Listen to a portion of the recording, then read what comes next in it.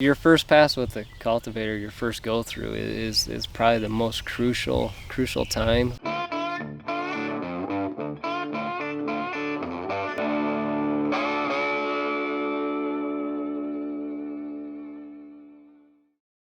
Most farmers say that the first pass with the cultivator takes the most care.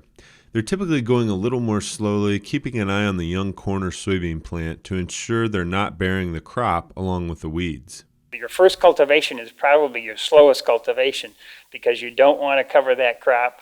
You want to move some dirt and you want to loosen the dirt up.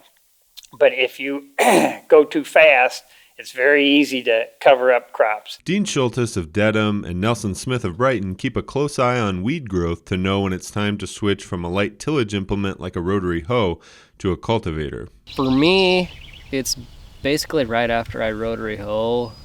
If I start seeing weeds, it could be the day after I rotary hoe is when I start. I have no set height or growth stage on corn or soybeans. It's when I see the weeds, it's go time. Just to stay ahead of everything a little bit.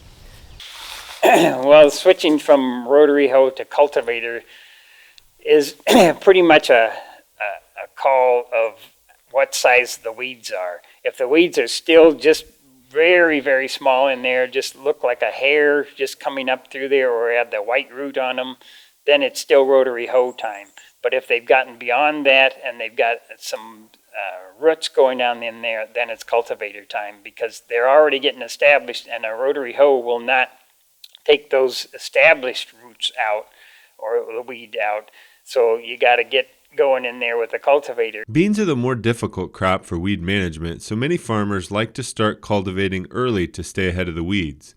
The trade-off is that they're smaller and are more susceptible to being buried. Our first cultivation on soybeans, we like to get out there as soon as possible without burying the beans. I start earlier than a lot of people. I probably start with beans when they're 3 or 4 inches tall, if I can. The height would typically be 6 inches, give or take, on that first cultivation. Sometimes even I will rotary hoe after I cultivate because you have a lot of loose soil right next to that soybean row. If you go in afterwards, you can flick a few weeds out that are in the row, but you'll cover some up too, or even with a tine weeder if you can get through it.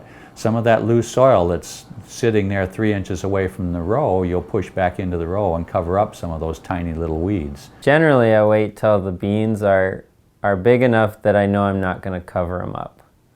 And we'll go out and hit them as soon as we can and watch for weeds. If we've done a good job rotary hoeing, that will give us a little bigger window before we need to start cultivation, inter-row cultivation.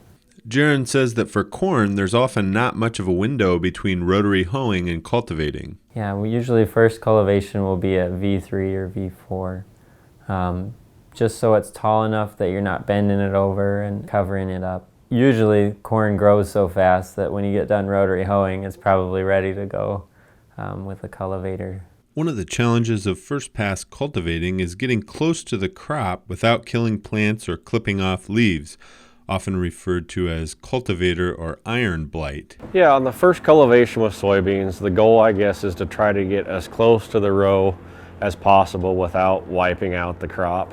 And trust me, we wipe a lot of crop out at times too. But we'll use a Buffalo 8-row 36 cultivator for first pass, and then set that as close as I can to the row and still drive comfortably. We really like a Buffalo cultivator, especially in soybeans, because you can set the disc killers very tight to the row, pulling away from the row and hooking small weeds and pulling them out before they get a chance to grow up into the row. Yeah, so first pass we're trying to cut whatever weeds we can, but also disturb the soil and cover up any weeds that are potentially growing or are coming through the surface. You want to be kind of running a fairly flat sweep angle and digging out those small weeds, but at the same time throwing just a little bit of loose dirt up around that plant and burying some of those real small weeds right around the base of the soybeans. The thing I tend to watch for is make sure I get dirt up against the plant. We do have tent shields on a buffalo cultivator, which completely cover the row or the plants.